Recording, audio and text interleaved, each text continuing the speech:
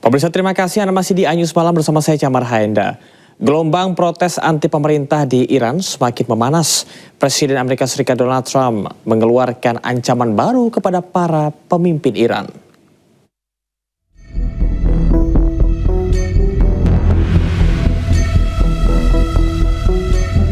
Para pengunjuk rasa turun ke jalan-jalan di Teheran pada Jumat malam di tengah pemadaman internet nasional penyusul kerusuhan selama beberapa hari terkait krisis ekonomi Iran. Otoritas setempat memutus akses internet untuk membendung arus informasi dan mengendalikan kerusuhan yang kian meluas. Tercatat puluhan demonstran tewas dalam hampir 2 pekan terakhir, meluasnya bentrokan jalanan dan kebakaran, serta beberapa petugas polisi tewas dalam semalam. Sementara itu, Presiden Amerika Serikat Donald Trump mengatakan bahwa Iran berada dalam masalah besar seiring aksi protes anti pemerintah terjadi di negara itu. Trump mengulangi ancaman sebelumnya kepada otoritas Iran untuk tidak menembak para demonstran. Ia memperingatkan AS tengah mengamati situasi dengan sangat cermat dan tak segan untuk melakukan intervensi. Iran's in big trouble. It looks to me that the people are taking over certain cities that nobody thought were really possible just a few weeks ago. We're watching the situation very carefully. I've made the statement very strongly that if they start killing people like they have in the past, we will get involved. We'll be hitting them very hard where it hurts. And that doesn't mean boots on the ground, but it means hitting them very, very hard where it hurts. Di sisi lain, para demonstran pro pemerintah berkumpul di berbagai kota di seluruh Iran pada hari Jumat waktu setempat. Mereka menyuarakan dukungan kepada pemerintah di tengah meningkatnya protes nasional dan mengecam ancaman Trump untuk melakukan intervensi.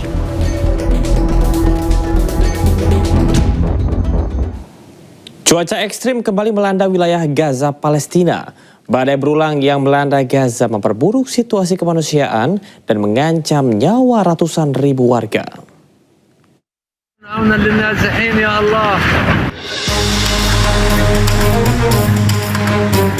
Cuaca ekstrim kembali melanda sejumlah wilayah di jalur Gaza, Palestina. Hujan deras yang disertai angin kencang menyebabkan banjir di sejumlah wilayah dan merusak tenda-tenda pengungsian. Ribuan warga terpaksa berlindung di balik bangunan yang rusak akibat serangan Israel. Sementara sebagian lainnya bertahan di tenda darurat yang tidak mampu menahan terjangan badai. Di Beit Lahia, Gaza Utara, sebuah dinding rumah roboh akibat angin kencang dan menimpa seorang anak. Insiden ini menambah daftar korban akibat cuaca ekstrim di wilayah yang infrastrukturnya sudah hancur. Sementara di kawasan Al-Muwasi, Khan Yunis, Gaza Selatan, jalan-jalan terendam banjir. Tercatat sekitar 500.000 warga Palestina kini hidup di tenda-tenda rapuh yang terbuat dari plastik dan kain seadanya yang tidak mampu melindungi mereka dari angin kencang dan cuaca buruk. Kerusakan infrastruktur juga memperparah keadaan karena air limbah turut membanjiri sejumlah kamp pengungsian saat hujan turun. Kita beralih ke informasi olahraga. Pelatih baru timnas sepak bola Indonesia, John Herman, Sabtu siang tiba di tanah air melalui Bandara Soekarno-Hatta. Herman datang dengan memboyong keluarga dikawal ketat oleh PSSI.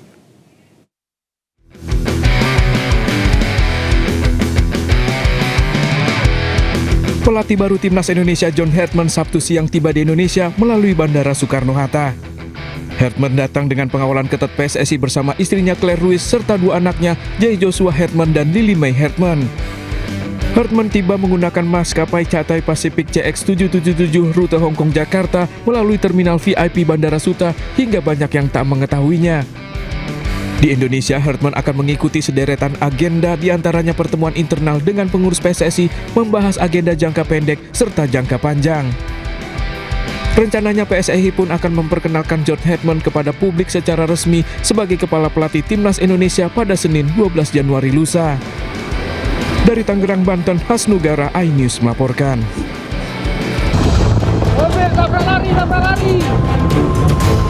Satu unit mobil dikejar warga di Jalan M. Yamin, Kisaran, Asahan, Sumatera Utara, usai menabrak 2 kendaraan bermotor.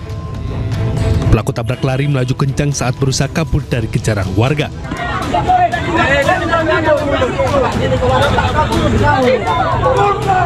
Terjebak kemacetan, akhirnya pelaku tabrak lari berhasil diberhentikan warga. Warga yang geram sempat emosi dan berusaha menghakimi pria di dalam mobil yang ternyata merupakan anggota polisi.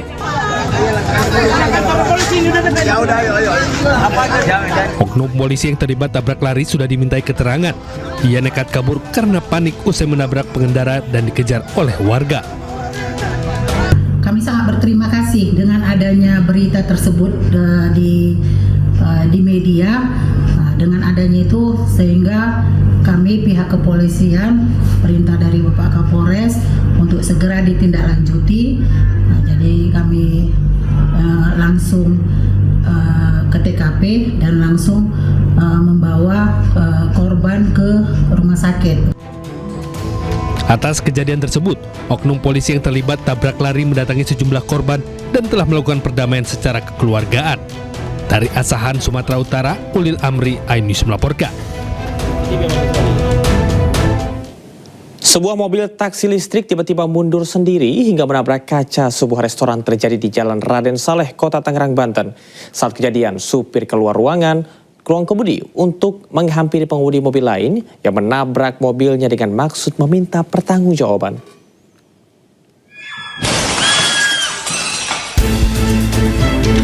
Inilah detik-detik sebuah mobil taksi bertenaga listrik yang mundur tanpa pengemudi hingga akhirnya terhenti ketika menabrak kaca sebuah restoran pada Jumat kemarin. Akibat hantaman cukup keras, kaca hancur berantakan. Noval Andrian, salah seorang pekerja restoran, menuturkan kejadiannya bermula ketika mobil taksi hendak keluar usai mengisi daya baterai mobilnya, namun justru ditabrak mobil lainnya. Sopir taksi pun keluar ruang kemudi tanpa mematikan mesin mobil untuk menghampiri pengemudi yang menabraknya. Namun tak disangka mobil melaju mundur sendiri. Jadi memang dari depan dulu bukan sopir itu mundur, memang posisinya nggak ada drivernya sih gitu. Jadi terjun bebas aja dia belakang tuh kan. Nah, posisinya gitu aja sih. Jadi untuk sampai saat ini kebetulan kita udah mediasi juga sama yang bersangkutan ya, sama drivernya, dia mau tanggung jawab terkait masalah kejadian yang ini. Sehari-hari terdapat puluhan taksi listrik yang mengisi daya di bagian belakang restoran. Atas kejadian ini, sopir taksi bersedia mengganti kerusakan yang ditimbulkan dari kelalaiannya. Dari Tangerang, Banten, Sukron, iNews melaporkan. Seorang wisatawan hilang terseret ombak tinggi saat berlibur di Pantai Lumpue, Kota Parepare, Sulawesi Selatan. Proses pencarian terus dilakukan tim SAR gabungan.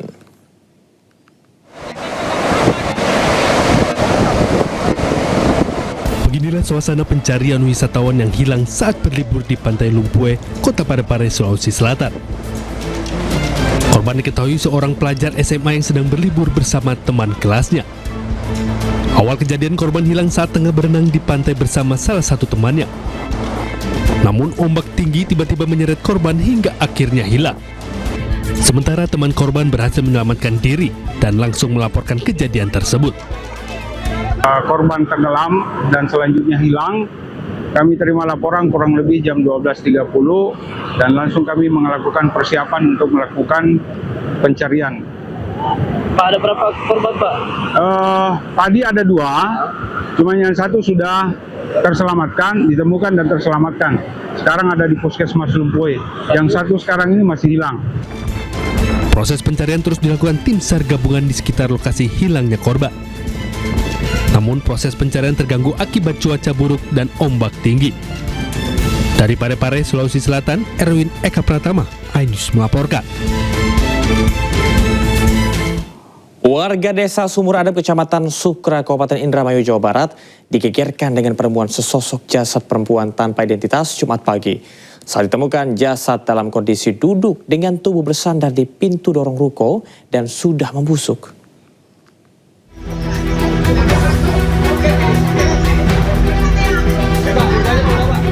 Sesosok jasad perempuan tanpa identitas ini ditemukan warga di teras ruko kosong di desa Sumuradem, Kecamatan Sukra, Kabupaten Indramayu, Jumat pagi. Saat ditemukan, perempuan yang diperkirakan berusia 45 tahun tersebut dalam posisi duduk dengan tubuh bersandar di depan ruko dengan kondisi jasad membusuk. Polsek Sukra bersama Inafis Satreskrim Polres Indramayu langsung melakukan olah tempat kejadian perkara. Dari keterangan awal, tidak ada warga yang mengenali jasad yang diperkirakan sudah tewas sejak 3 hari lalu. Sementara dari olah TKP tidak ditemukan alat bukti di sekitar lokasi kejadian. Dari hasil identifikasi korban mengenakan baju kaos lengan panjang berwarna hitam, celana hitam, dan kerudung berwarna hitam. Mayat perempuan, diduga perempuan ya, Pak Kanit Reskrim, detail. Itu diketahui sekira jam 7 pagi menurut keterangan warga. Adapun masalah sampai meninggal itu lagi dalam penyelidikan dari pihak Reskrim maupun dari Inapis Polres. Hingga kini pihak kepolisian belum bisa memastikan penyebab kematian jasad perempuan tersebut. Guna kepentingan penyelidikan, petugas mengevakuasi jasad ke Rumah Sakit Bayangkara Losarang Indramayu untuk dilakukan otopsi. Dari Indramayu, Jawa Barat, Toy Iskandar, iNews melaporkan. Terima kasih Anda masih di iNews Malam bersama saya Camar Haenda. Sudah lebih dari sebulan pasca banjir bandang menerjang Kabupaten Tapanuli Selatan, Sumatera Utara, tumpukan kayu gelondongan masih berserakan di pemukiman warga. Trauma dan khawatir masih dirasakan warga hingga membuat mereka enggan untuk bermukim kembali di lokasi tersebut.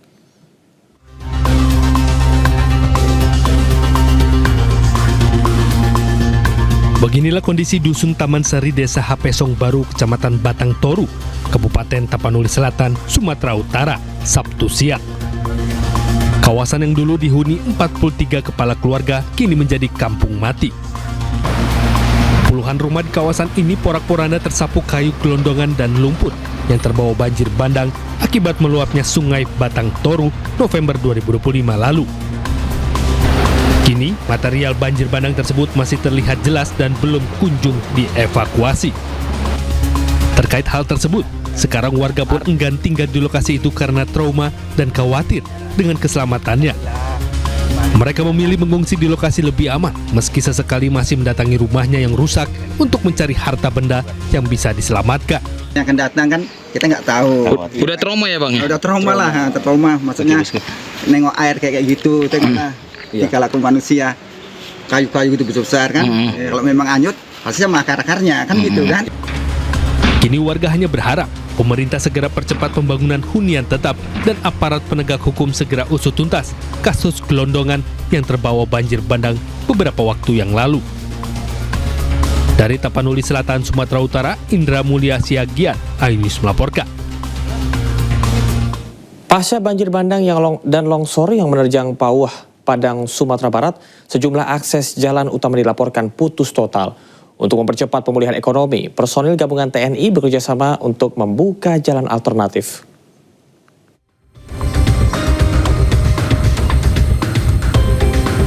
Terjangan banjir bandang susulan dan longsor pada pekan lalu membuat akses utama warga putus dan tidak bisa dilalui kendaraan. Kondisi ini sempat mengisolasi warga dan melumpuhkan aktivitas ekonomi. Puluhan personel TNI gabungan dari Kodim 0312 Wirabraja bersama pasukan BKO Yonif 844 Satria Batanghari Jambi dikerahkan untuk membangun jalan alternatif. Pembukaan jalan dilakukan mulai dari kawasan Sungkai, Kelurahan Lambung Bukit hingga jalan penghubung menuju Batu Busua. Jalur Sungkai menjadi prioritas utama karena merupakan satu-satunya akses menuju lokasi pembangunan 300 unit hunian tetap bagi korban bencana. Mungkin setelah jalur ini bisa terlewati oleh masyarakat, warga, mungkin kita akan fokus ke hunian tetap yang nantinya akan dibangun oleh pemerintah. Meski bersifat sementara, jalan ini sangat menunjang aktivitas warga sambil menunggu perbaikan permanen oleh pihak Balai Wilayah Sungai. Dari Padang, Sumatera Barat, Budi Sunandar, iNews melaporkan. Kuasa hukum Roy Suryo CS Ahmad Hozinuddin menanggapi kedatangan dua tersangka kasus ijazah Egy Sujana dan Damai Harilubis ke rumah Jokowi. Menurut Hozinuddin, Jokowi tengah berstrategi memecah belah perjuangan.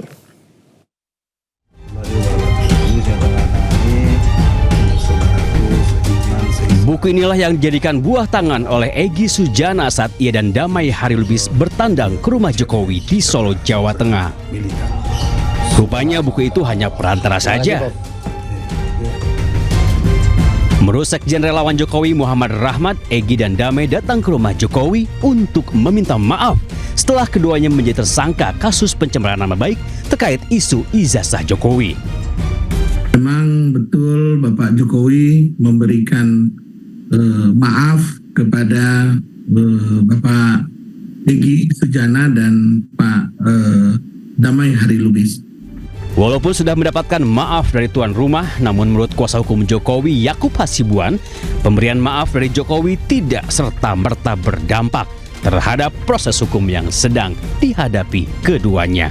Walaupun nanti ada pergerakan atau ada kebijakan atau ada diskusi mengenai kelanjutan ini, apakah itu nanti akan ada restoratif justice, apakah itu nanti ada plea deal, apakah nanti ada juga keringanan dalam hal penegakan hukum, apakah di persidangan ataukah di penyidikan, itu nantinya tentunya akan kami serahkan juga kepada pihak penyidik, karena sekarang kan masih di penyidikan.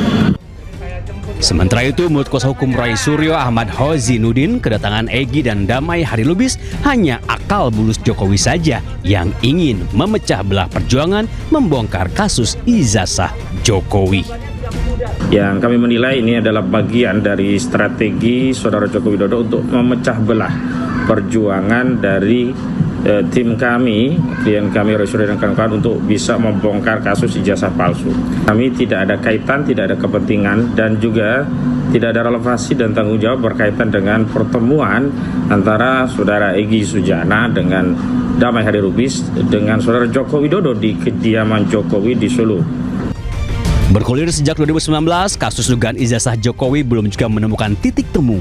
8 orang telah ditetapkan sebagai tersangka, termasuk Roy Suryo, Rismon Sianifar, dan Tifa Wijiatia Suma. Tim Liputan iNews melaporkan.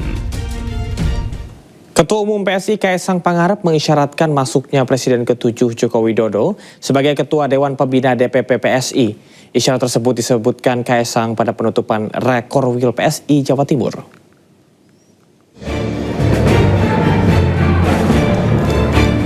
Ketua Umum PSI Kaisang Pangarep mengisyaratkan masuknya Presiden ke-7 Joko Widodo sebagai Ketua Dewan Pembina DPP PSI. Hal tersebut tersirat saat Kaisang memberikan arahan di hadapan para pengurus dan kader PSI Jawa Timur di Surabaya. Kaisang menyebut jajaran PSI daerah harus memperkuat struktur kepengurusan, dan setelah itu Ketua Dewan Pembina yang dirahasiakan namanya tersebut akan muncul. Dari Ketua Dewan Pembina kita ini fokus untuk struktur, udah nggak usah mikir yang lain-lain dulu, kita fokus perbaiki struktur, kita benahi, kita selalu evaluasi supaya roda organisasinya bisa terus bergerak. Nanti kalau sudah komplit, beliau akan muncul dengan sendirinya. Kalau sekarang kan masih ngumpet-ngumpet, walaupun nggak ngumpet-ngumpet juga ketahuan juga. Cuma nanti biar secara resmi. Kaisang menambahkan nantinya setelah diumumkan nama Ketua Dewan Pembina yang akan menjadi tokoh sentral PSI, elektabilitas PSI diharapkan akan semakin kuat. Dari Surabaya, Jawa Timur, Hari Tambayong, iNews melaporkan.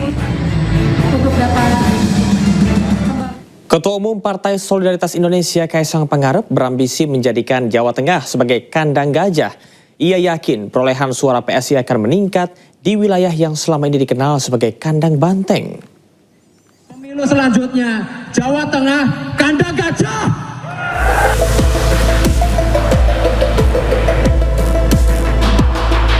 Ketua Umum Partai Solidaritas Indonesia Kaisang Pangarep bertekad menjadikan Jawa Tengah sebagai kandang gajah. Menurut Kaisang, PSI kini mulai memanaskan mesin partainya dan membidik 17 kursi DPRD Jawa Tengah pada pemilu 2029 mendatang. Dengan percaya diri, Kaisang yakin perolehan suara PSI akan meningkat di wilayah yang selama ini dikenal sebagai kandang banteng atau lumbung suara PDI Perjuangan. Pemilu selanjutnya, Jawa Tengah kandang gajah. Rasa kandang-kandangan sing liyane. Tempatnya gajah itu sekarang di sini, ya. PSI hadir untuk masyarakat Jawa Tengah. Dari hasil rekapitulasi suara pemilu anggota DPRD Provinsi Jawa Tengah tahun 2024, PSI berada di peringkat 10 dengan meraih 2 kursi. Sementara di posisi pertama, PDI Perjuangan masih berkuasa dengan perolehan 33 kursi. Tim Liputan iNews melaporkan. Ketua Umum PDI Perjuangan Megawati Soekarno Putri membuka rakernas sekaligus peringatan HUT ke-53 PDI Perjuangan di Ancol, Jakarta Timur. Kehadiran Megawati menandai dimulainya rangkaian acara rakernas sekaligus peringatan HUT ke-53 PDI Perjuangan.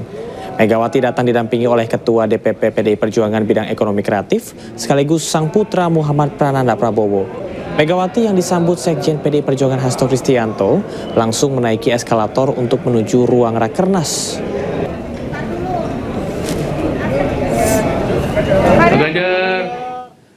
Setelah ditetapkan sebagai tersangka, Yakut Khalil Qomas dan staf khususnya Isfal Abdillah mendesak Biro Haji mengembalikan uang dan aset yang terkait korupsi kuota haji.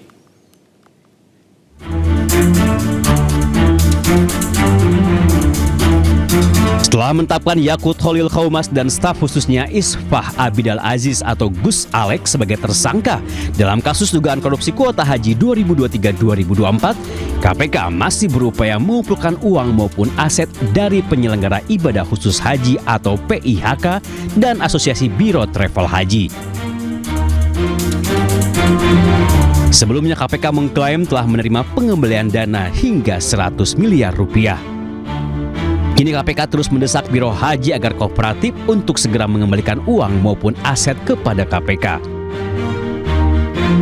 KPK juga masih terus menunggu kepada pihak-pihak yang masih ragu, masih maju mundur untuk mengembalikan terkait dengan aset-aset, termasuk dalam bentuk uang yang diduga berkaitan dengan dugaan tindak pidana korupsi ini. Silakan kami tunggu, nanti akan dilakukan penyitaan tentunya sebagai bagian dari proses pembuktian dalam penyidikan dan juga langkah awal yang positif bagi optimalisasi aset recovery.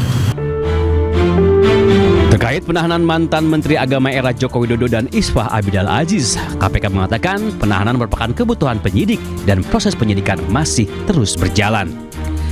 Tim Liputan iNews melaporkan. Mantan pelatih timnas Kanada John Hetman merupakan sosok yang mentereng yang masuk dalam radar bursa calon pelatih timnas Indonesia. Dalam karirnya, Hetman sukses membawa timnas Kanada ke Piala Dunia 2022 lalu. Dan pemirsa, usai sudah kebersamaan kita dalam iNews malam hari ini. Temukan informasi-informasi terbaru lainnya di www.inews.id. Cuplikan tayangan berita iNews dapat Anda saksikan di kanal YouTube @official iNews.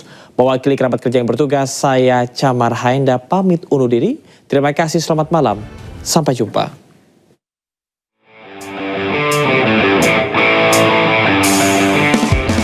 Nama John Hetman tampil mentereng sebagai pelatih timnas sepak bola Kanada. Dengan syarat pengalaman, Hetman yang kini menganggur masuk dalam radar PSSI di bursa calon pelatih timnas Indonesia. Ia merupakan mantan pelatih timnas Kanada, muncul setelah sejumlah media internasional menyebut Hetman telah berkomunikasi langsung dengan pihak PSSI. Hetman dikenal sebagai sosok yang berperan besar dalam membangun fondasi sepak bola Kanada, baik di tim putra maupun tim putri. Bersama timnas putra Kanada, ia membawa Kanada lolos ke Piala Dunia 2022, sedangkan bersama timnas putri Kanada, ia berhasil membawa Kanada lolos ke Piala Dunia Wanita 2015 lalu. Sebelumnya, nama Hetman sempat dikaitkan dengan timnas Jamaika pada tahun ini, meski akhirnya federasi mereka memilih pelatih interim. Meski begitu, Hetman menyatakan siap kembali ke level internasional. Keberadaan Hetman bersama skuad Garuda diharapkan bisa membawa terbang timnas Indonesia mulai tahun ini.